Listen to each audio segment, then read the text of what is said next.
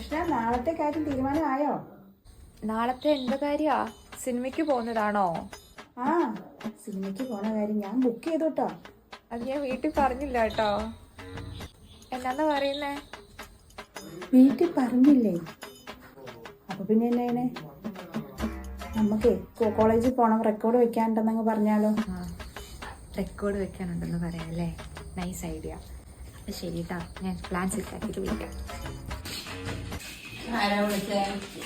ജോസ്മിയാ വിളിച്ച്.